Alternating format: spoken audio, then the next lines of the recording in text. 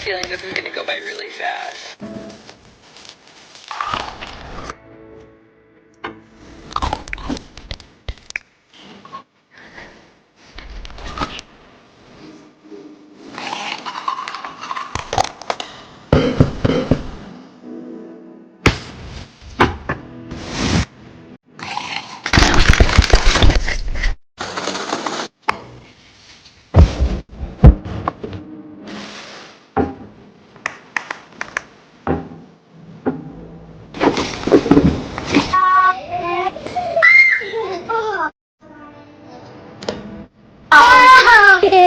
Oh.